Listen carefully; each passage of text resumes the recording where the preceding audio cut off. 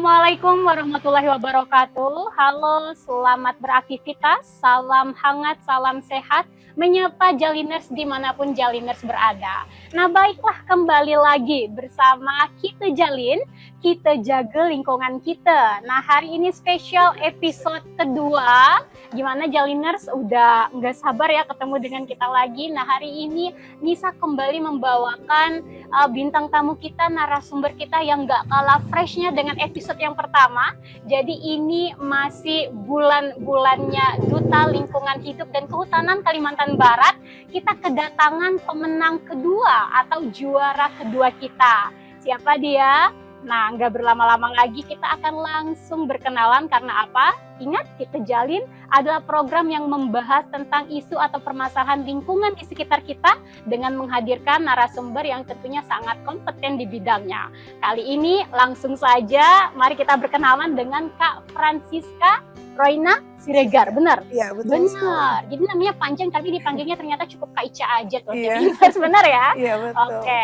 Nah, jadi tadi Kanisa udah bincang-bincang sedikit ya dengan Kak Ica. Ternyata Kak Ica ini mahasiswi semester 4 ya, Semester 4. Fakultas Hukum Universitas Pancabakti. Ini calon-calon SH nih ya. Ini benar-benar SH, bukan susah hidup tapi sarjana hukum ya. Sarjana hukum.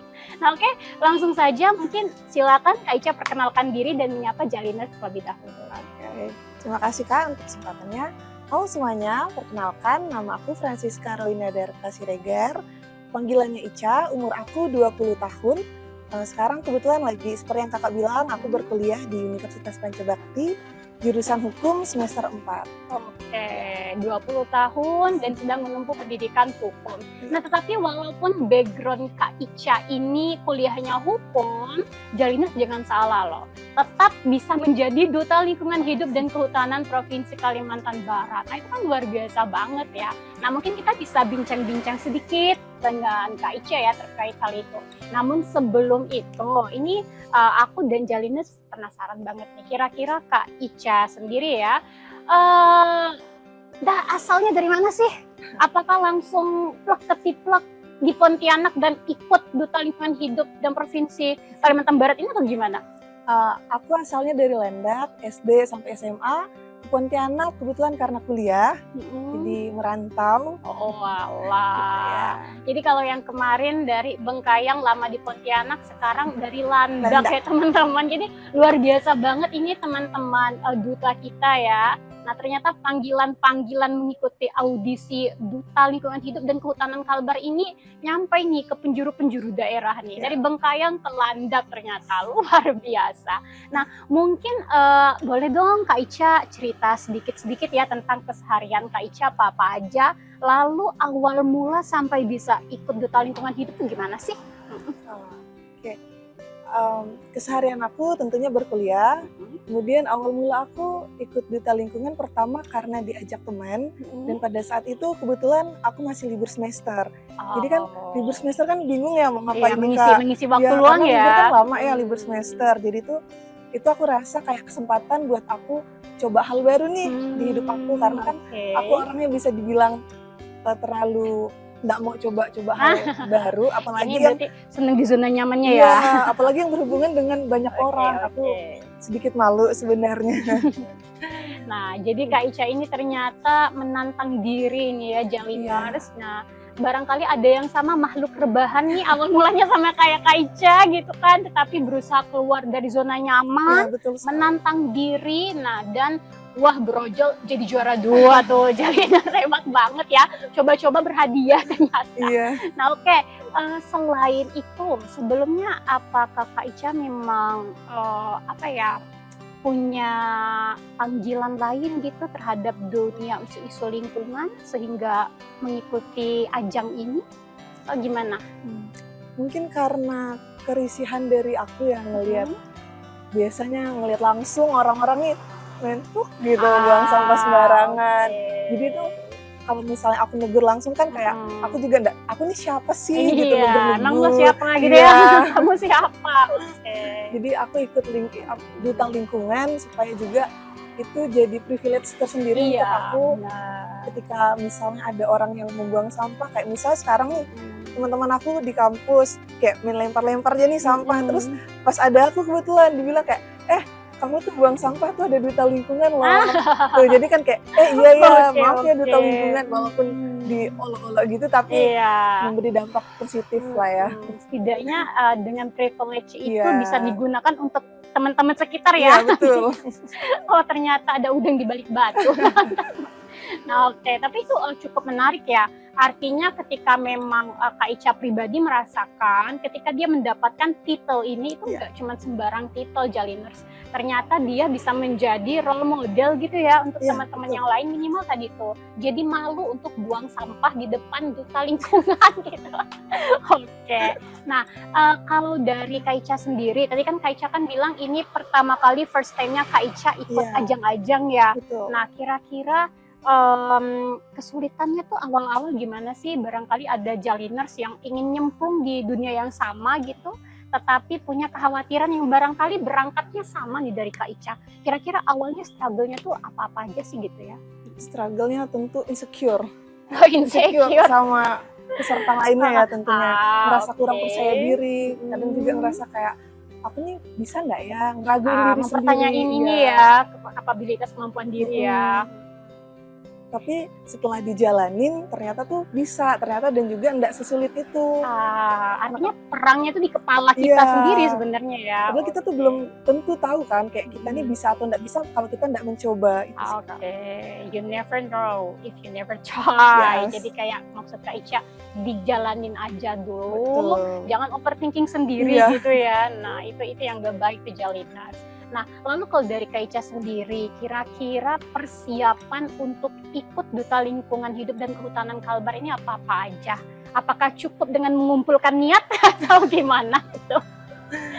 Niat penting. Oke, niat Tapi penting. kita juga Catat. perlu ini ya, siapin materi karena kan Iya. perlu apalagi tentang lingkungan. Kita harus lebih banyak search tentang apa sih lingkungan, pentingnya menjaga lingkungan, terus dampak-dampaknya juga tentang kalau kita tidak menjaga lingkungan.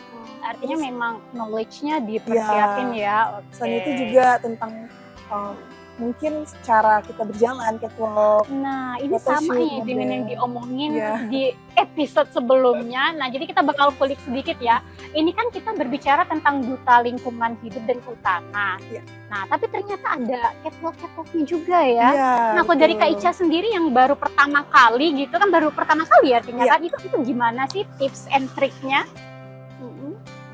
Tentu banyak-banyak belajar sih ya. Karena kan aku juga termasuk baru dan tidak berpengalaman di bidangnya. Jadi aku ngerasa aku tuh masih kaku, bisa nggak ya, bisa nggak ya. Yang penting itu yakin aja lah sama diri sendiri, kemampuan sendiri. Terus banyak-banyak melatih. Oke, yakin dengan kemampuan, terus jangan malu belajar, perbanyak latihan. Nah, itu ini ya persiapannya ya. Nah, waduh luar biasa banget nih artinya. Terus selanjutnya selama ikut Duta Lingkungan Hidup dan Kehutanan itu, kira-kira ada nggak sih kayak timeline yang teman-teman Jaliners nih harus tahu jika memang ingin menjadi the next Kak Ica gitu. Nah, jadi kayak kapan daftarnya, terus dalam proses penyaringannya itu apa-apa aja. Nanti kita harus begini gitu. Nah, kira-kira boleh mungkin di-sharing sedikit ke teman-teman Jaliners? Mungkin jika teman-teman mau bergabung bersama kami Duta Lingkungan dan Hutan Kalimantan Barat, lebih sering-sering mencari informasi sih di Instagram tentunya. Karena kan sekarang udah serba cepat ya. Iya. Informasi dapat tersebar dengan cepat. Kemudian juga mempersiapkan diri dengan baik kalau memang misalnya benar-benar mau ikut nih. Jadi pertama kan kita harus siapin diri kita ya, niat. Kemudian juga pengetahuan tentang lingkungan. Misalnya kita mau jadi duta lingkungan. Terus juga cara kita berjalan, catwalk, photoshoot, terus public speaking juga karena ada speech yang dinilai. Kalau untuk ini ya, apakah ada nih kayak penampilan bakat atau apa? Itu ada nggak sih? Iya, itu juga bakat. Ini kayaknya formula yang penting nih dari tadi kan. Oh, ini nggak aman nih gitu. Nah, ternyata ada yang nggak aman nih, satu bakat apa tuh yang kamu punya. Nah, mungkin bisa cerita kayak Kak Ica sendiri saat itu menampilkan bakat apa yang menjadi nilai plus sehingga Kak Ica bisa menjadi juara 2. Pada saat final kemarin aku nampilin bakat nyanyi kebetulan. Waduh. Dan itu juga first time aku nyanyi di depan banyak orang. Tapi semua yang Kak Ica sebutin first time Iya. membuahkan hasil ya. Lain cerita kalau kita ya. Oke. Nah, jadi itu dia tuh buat Jaliners. Nah, barangkali ada yang mau ikut di tahun selanjutnya ya pembukaannya, karena setiap tahun ini rutin diadakan. Duta Lingkungan Hidup dan Kehutanan Provinsi Kalimantan Barat, kata Kak Ica, pantau aja laman medsosnya. Apa nama medsosnya Kak Ica? Duta.lingkungan dan hutan Kalbar. Nah, itu informasi dari awal pendaftaran, itu semuanya ada di sana. Nah, terus jangan lupa juga persiapkan diri kalian kalau memang mau terjun di Duta Lingkungan Hidup dan Kehutanan Provinsi Kalimantan Barat. Nah, mungkin itu dari sisi organisasi atau komunitasnya ya. Nah, sekali lagi aku dan Jaliners masih penasaran soal Kak Ica nih. Dari Kak Ica sendiri selama berkegiatan menjadi duta, kira-kira apa-apa aja sih yang sudah Kak Ica dan teman-teman lakukan? Untuk kegiatan kami sudah bersosialisasi waktu itu di SMA 1, di SMK 5, dan juga penanaman bersama di Gedung Pramuka. Terus juga melakukan hidroponik bersama teman-teman duta lainnya.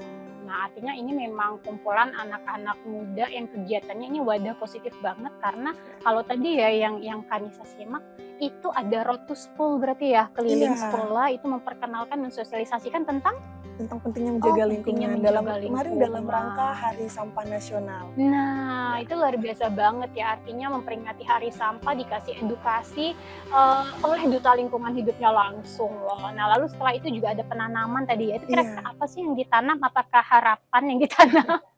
Apa tuh? Tentunya pohon ya. Itu juga kegiatannya bersama orang dinas dan banyak pihak-pihak pejabat lainnya. Oke, itu dalam rangka apa tuh nanam-nanam pohon? Masih dalam rangka Hari Sampah Nasional. Karena kegiatannya kemarin bersama Ibu Menteri dan juga itu dilakukan secara Zoom di beberapa provinsi. Jadi itu dilakukan serentak gitu ya. Oh, Masya Allah, keren banget. Nah, oke. Jadi nanti kita bakal mengulik lagi soal permasalahan lingkungan yang ada di Kalimantan Barat. Tentunya Jaliners masih penasaran kan? Namun sebelum itu jangan kemana-mana. Kita bakal balik lagi setelah jeda iklan yang satu ini.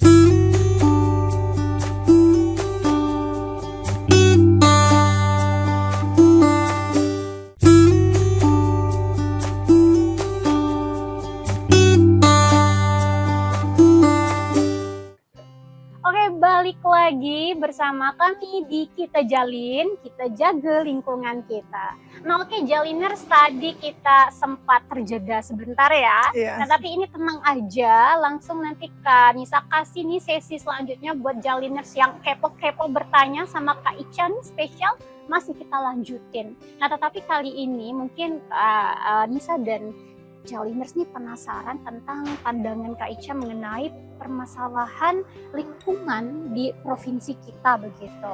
Karena kan semakin dewasa ini kita bisa lihat ya, semakin banyak juga nih kan pertambahan peningkatan jumlah penduduk. Nah, tentunya bakal beragam-ragam lagi nih permasalahan lingkungan yang muncul dari pertambahan angka-angka tersebut. Nah, kira-kira dari Kak Ica memandangi hal ini begitu ya.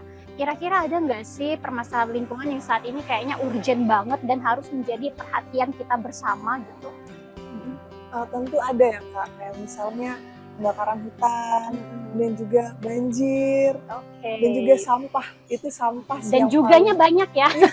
Kirain dan juganya udah satu, ada lagi gitu. Iya, karena saking banyaknya permasalahan lingkungan yang kita hadapi sekarang. Nah, ini kan menjadi polemik ya begitu di masyarakat kita, karena terkadang ya ketika ada permasalahan lingkungan, kita tuh pertama nih pasti menyalahkan sudut pemerintah terlebih dahulu. Nah, padahal menurut saya pribadi nih, apalagi menurut Duta Lingkungan Hidup loh, kayaknya menjaga lingkungan tuh bukan tanggung jawab satu orang aja gitu kan. Ya, nah, tetapi itu tanggung jawab kita bersama.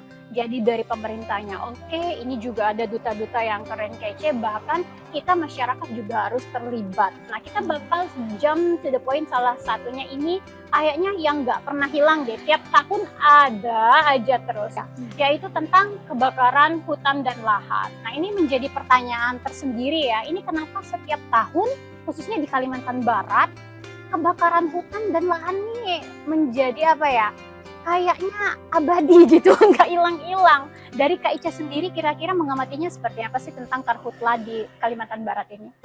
Oke. Mungkin pertama tentang perusahaan yang membuka lahan terus-menerus. Oke. Dimana kan kalau misalnya buka lahan baru tentu banyak hutan nih yang ditebang, yang dibakar untuk membuka lahan tersebut.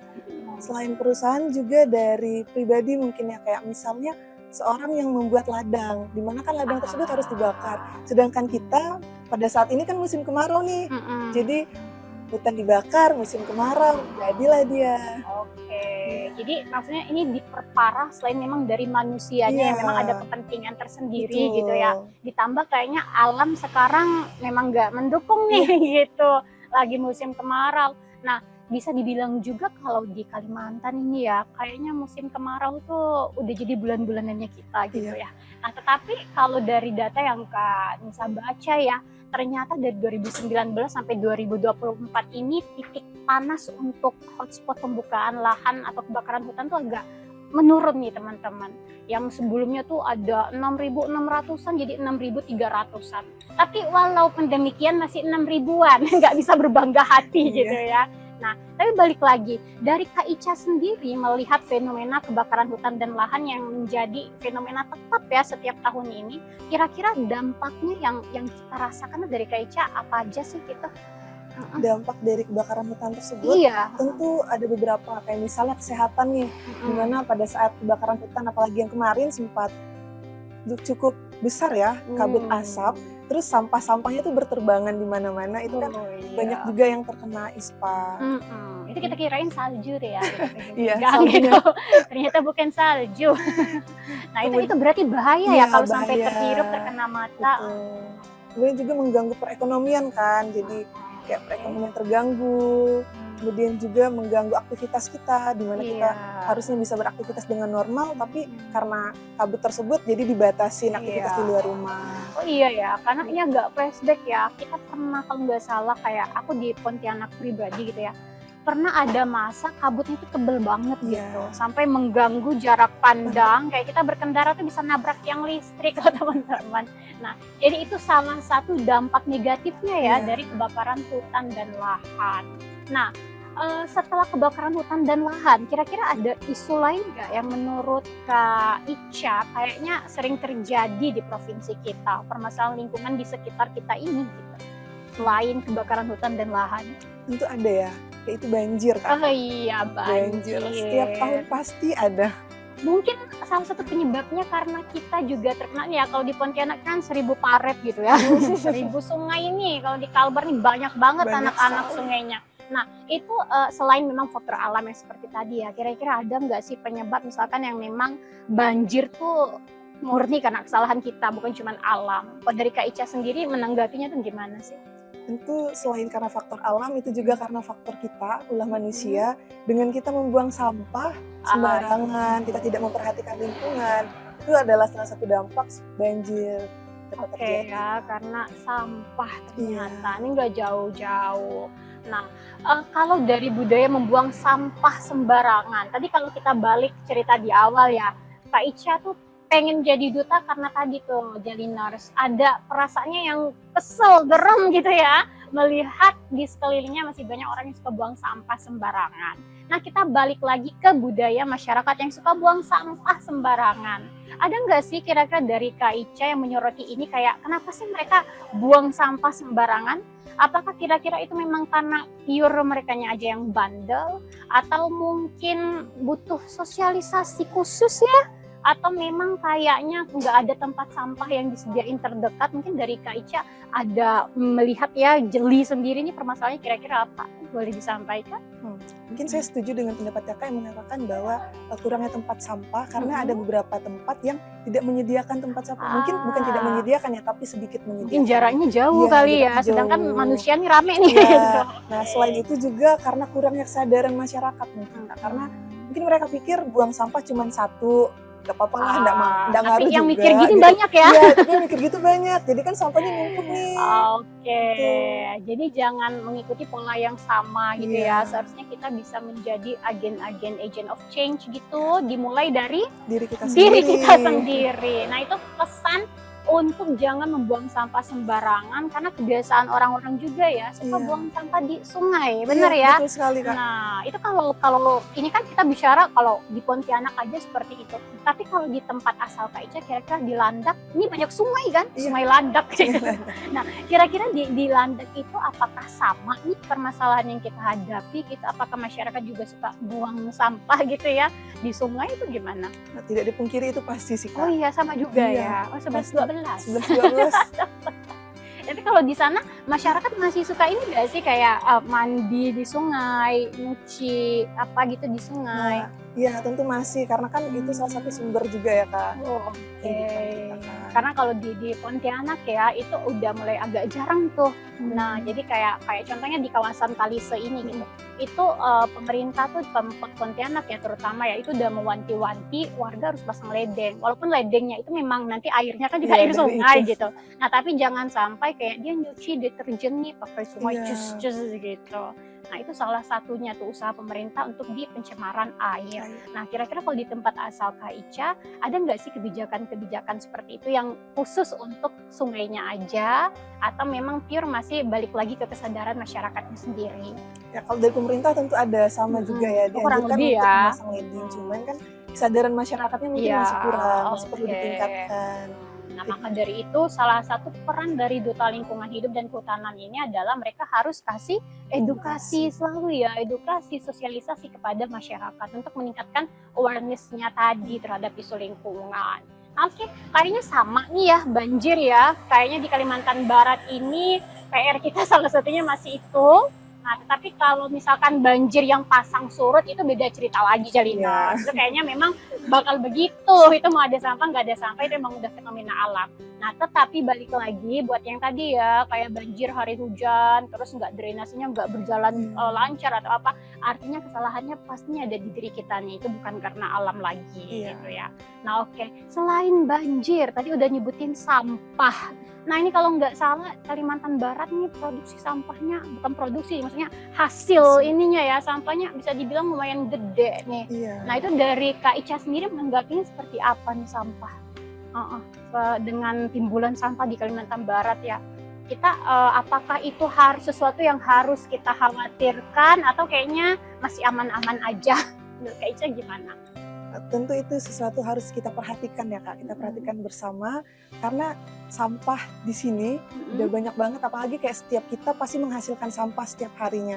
Nah kalau misalnya kita nggak memperhatikan itu dan kita orang-orang di sekitar kita juga, dan itu kan banyak orang, jadi itu bakal membuat dampak yang buruk untuk kita dan juga lingkungan tentunya. Kalau dari Kak Ica sendiri melihat fenomena sampahnya di sekitar kita, kira-kira jenis sampah yang paling banyak tuh menurut Kak Ica apa sih? Yang dari hasil ini ya, keseharian ini ya, karena tadi setiap kita menghasilkan sampah. Menurut Kak Ica sampah yang paling banyak itu jenisnya apa? Sampah jenis plastik sih Kak. Iya, sampah jenis plastik Iya, ya. banyak sekali dapat di mana-mana.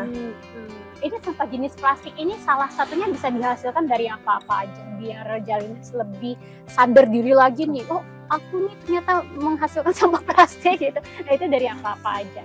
Sederhana seperti makanan yang kita makan, bungkusan ciki atau bungkusan botol minum. Ya. Iya. Selain itu kira-kira apa lagi yang bisa menimbulkan sampah plastik gitu? Ini dari konsumsi ya, dari budaya pola konsumsi kita. Mungkin pada saat kita berbelanja kita masih menggunakan sampah plastik, tidak membawa salah satu tas belanja sendiri.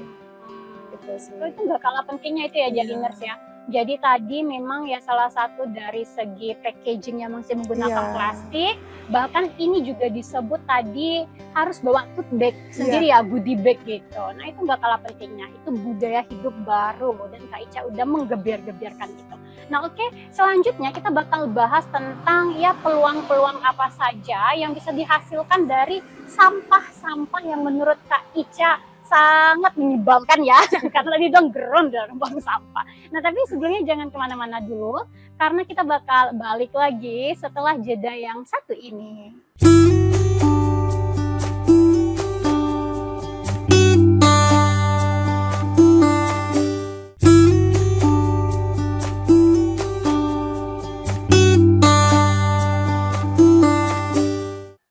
Oke, kembali lagi di Kita Jalin, kita jaga lingkungan kita.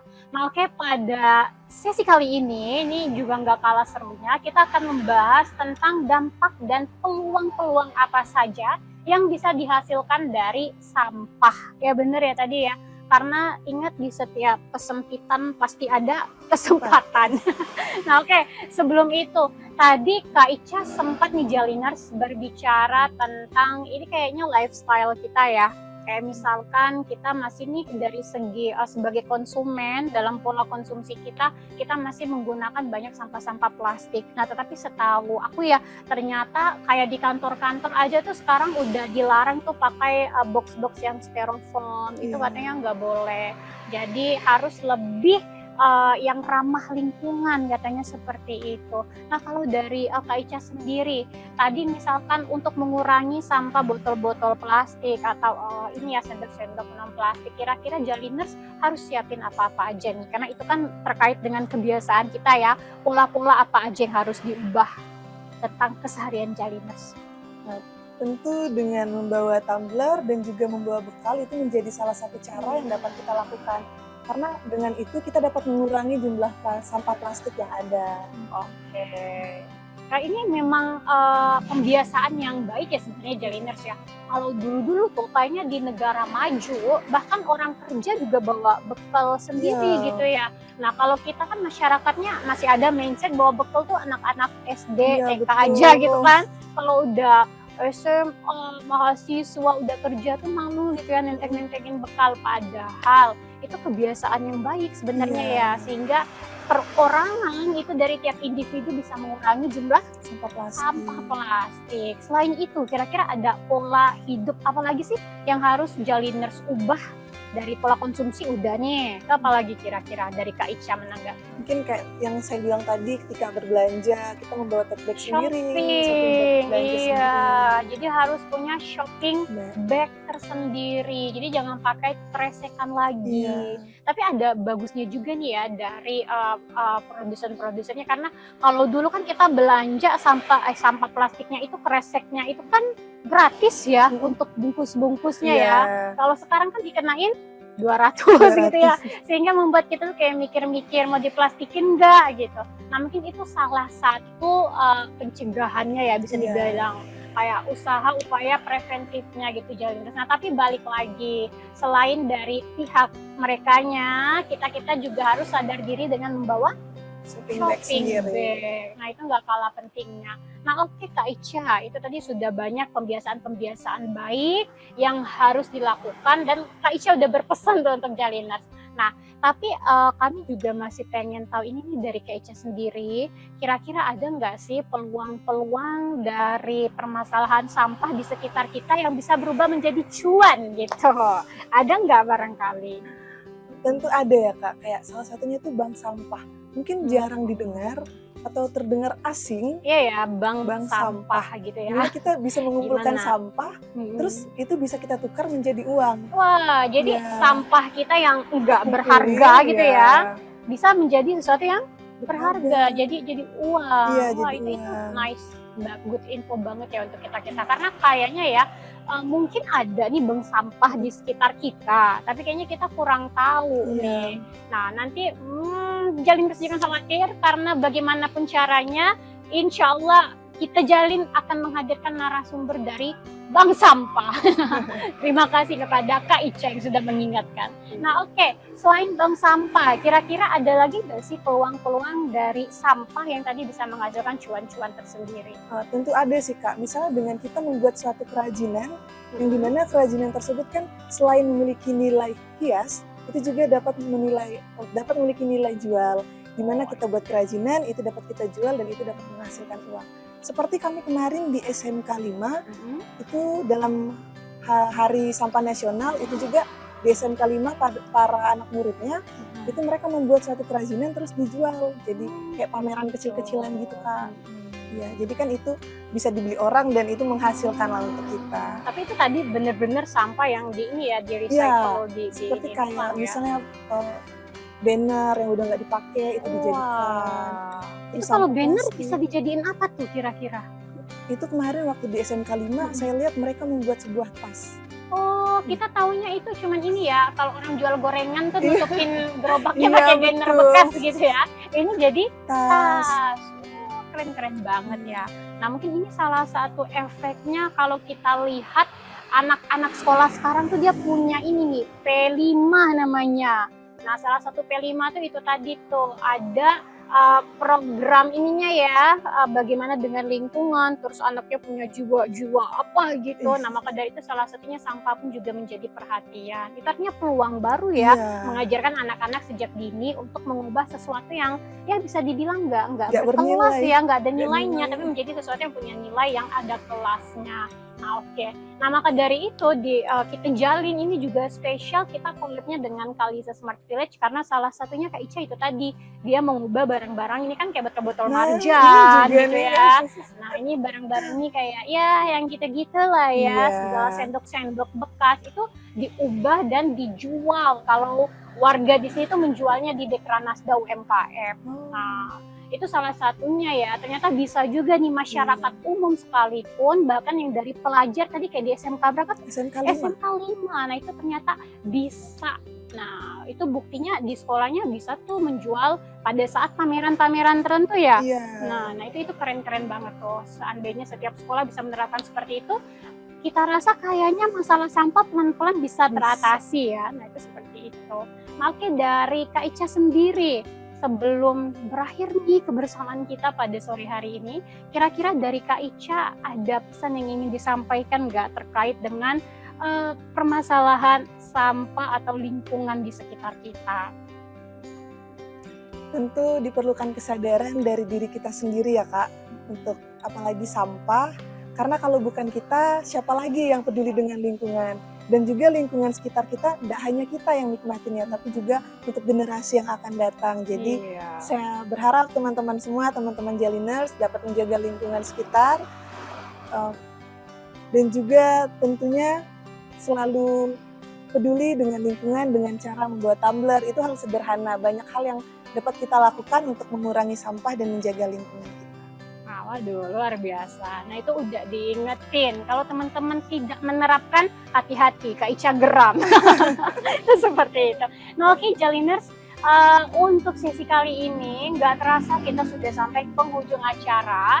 Ini hari sudah semakin sore ya. Iya.